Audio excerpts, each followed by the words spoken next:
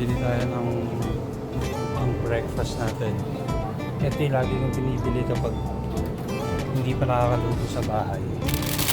Ito yung instant na binibili ko pala. Ito siya. Beeping noodle. Ano eh? Parang ano siya? Skimel na bonito. Masarap. Tsaka ice siguro, makabili ng ice.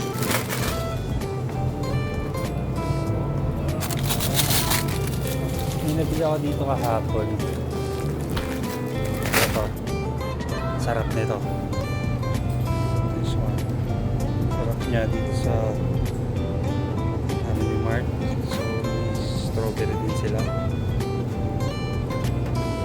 Ito hindi ko pa natatry eh, pero bumili rin ako nito kahapon.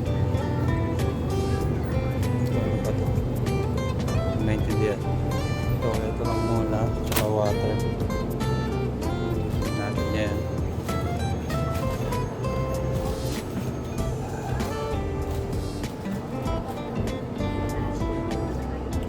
Tsaka isang box ng dito na nilalagay ni Lolo. Kasi yung tubig, para hindi na siya kumuha dun sa loob, dito niya na nilalagay. So, hindi na natin to.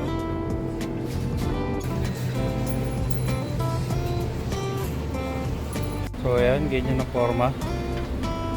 Mag-scooter tayo na nakaganyan.